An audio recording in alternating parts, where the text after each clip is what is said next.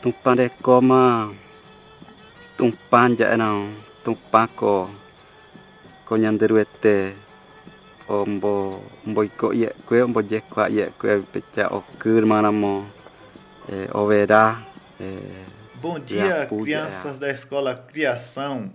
Tudo bom com vocês?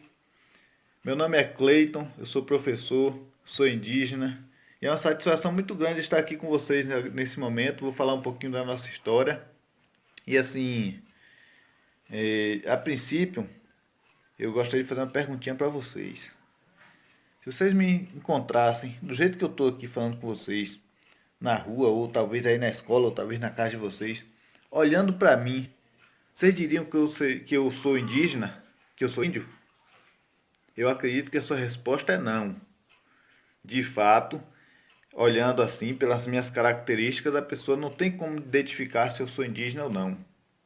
Só que ser indígena é mais além de apenas as características físicas. Principalmente hoje, principalmente no nosso contexto. Eu faço parte do povo Tupinambá de Olivença e nós, indígenas Tupinambá, aqui desta região, do sul da Bahia, em especial aqui os Tupinambá de Olivença, nós tivemos um contato muito forte com o povo europeu, né, com os colonizadores. Então, houve aí a mistura das raças, que a gente chama de miscigenação. E com isso, aquelas características que tínhamos no passado, né, que o nosso povo tinha, que muitas vezes é retratado nos livros como com essas características do passado, hoje nós não temos mais, que é aquele cabelinho lisinho assim para frente, o olho um pouquinho puxado, né? A cor um pouco mais escura. Então aquelas características, hoje ainda tem indígenas aqui, parentes nossos que carregam aquelas características, sim, ainda tem. Mas a maioria perderam essa característica devido à mistura com os outros povos. Mas o nosso sangue, nós temos sangue indígena, nós temos nossa família, nosso tronco, nossas raízes, né? São nossos avós, bisavós, que fazem parte desse povo, assim como nós também. Então nós nos declaramos como indígenas, nós moramos no território indígenas e temos nossas práticas, nossas vivências também de acordo aí, né, com as práticas do nosso povo. Eu gostaria de apresentar aqui para vocês isso aqui. O nome disso aqui é um cocá. Deixa eu mostrar para vocês como usa. É desta maneira. A gente usa na cabeça. Tem a posição certinha de ficar. E tem diversos modelos de cocá. Certo? Se quiser, pode usar assim. Se quiser, pode deixar essas partes para trás. Tanto faz, certo? Deixa eu dar uma arrumada aqui. Vou mostrar para vocês o significado do cocá. Observe que tem aqui 3 penas grandes, compridas, né? Seguida de várias outras pequenas. Essa pena maior aqui, ó, representa a nossa liderança mais forte dentro da comunidade, que são os caciques. Então, essa pena representa o cacique. Essas penas menores que estão do lado representam as lideranças que atuam junto com os caciques, certo? E as demais é o restante da comunidade, o restante do povo, dos indígenas que moram na comunidade. Então, desta maneira que esta é a representatividade do nosso cocá. Então, vamos lá, né? Continuando assim, agora que vocês já sabem um pouquinho sobre o cocá, eu vou falar para vocês de forma bem geral, né? Porque não temos tempo suficiente para falar bastante. Vou falar de forma bem geral como é a nossa vida, como é o ritmo de vida, o estilo de vida, as atividades que desenvolvemos na comunidade, na aldeia, certo? E, em geral, nós trabalhamos com a terra, na terra, de plantar e colher, certo? Mas nós temos também as escolas, então temos as pessoas que estudam desde criança, adultos também. Tem os professores, que também são indígenas, assim como eu, temos também outros professores.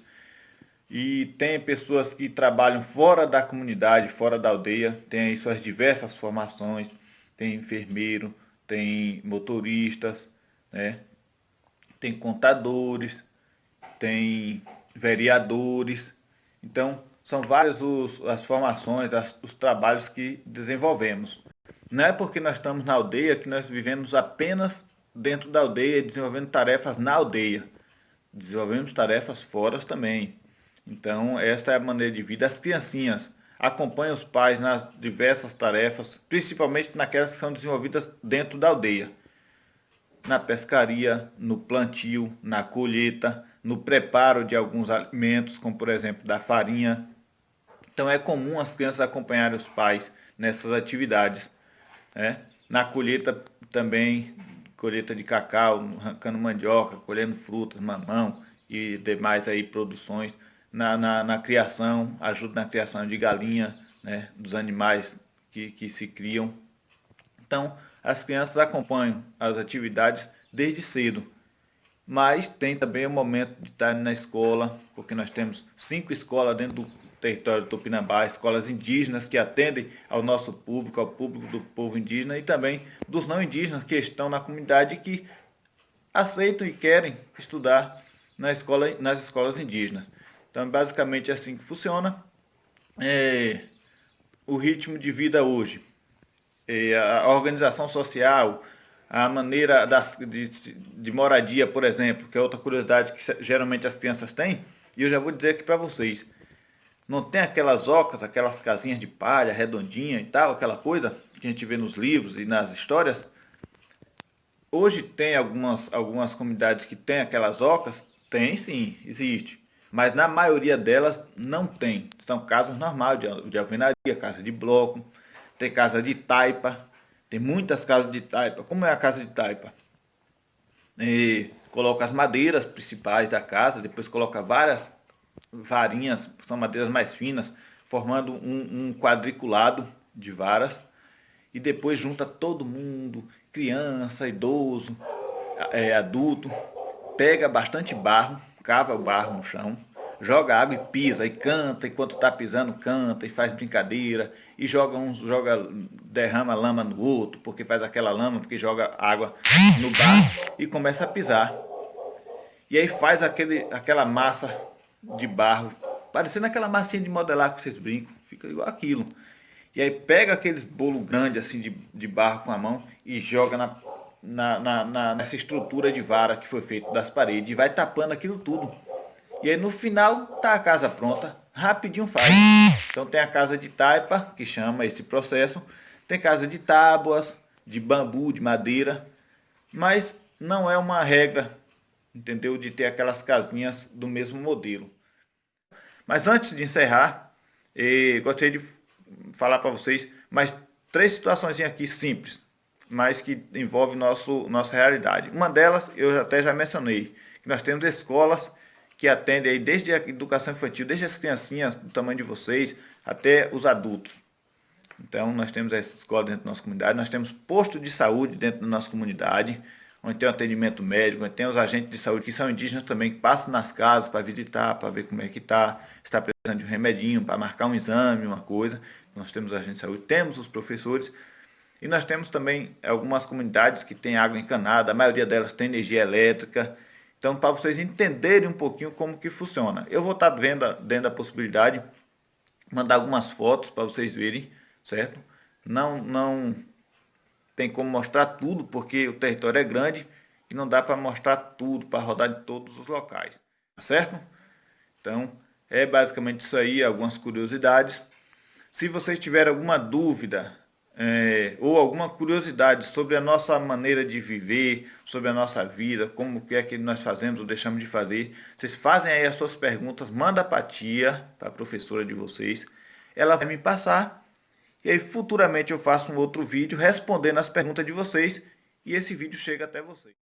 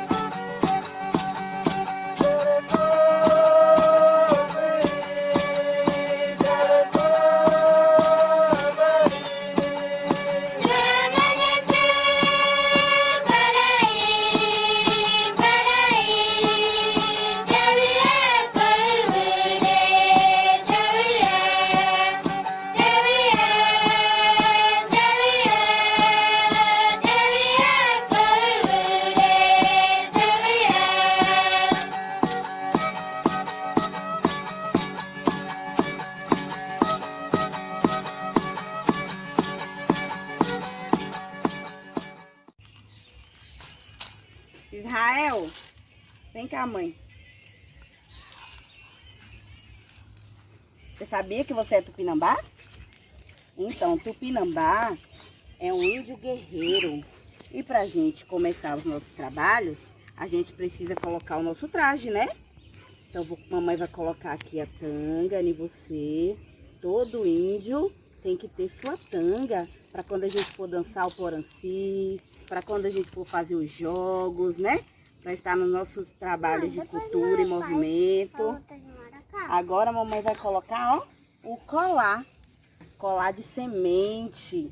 Semente das nossas árvores, né? Que são aqui, ó, plantada, a maioria de pau-brasil.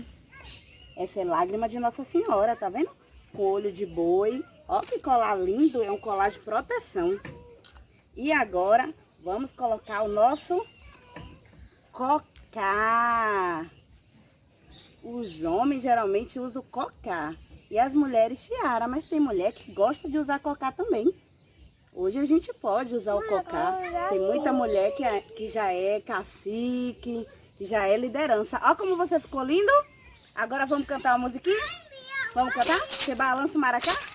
Tem um muzuá pra mim olhar.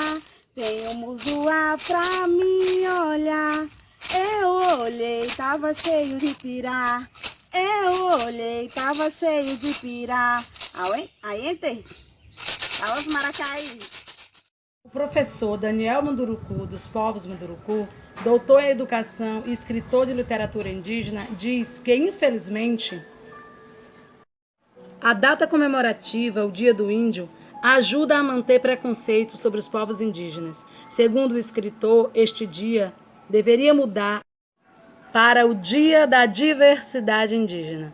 Assim teríamos a possibilidade de conhecer as mais de 305 etnias diferentes e 274 línguas indígenas existentes no Brasil. Comungando com este pensamento, fizemos este vídeo como uma homenagem aos povos indígenas Tupinambá de Ilhéus e, por extensão, a todos os povos indígenas de nosso país.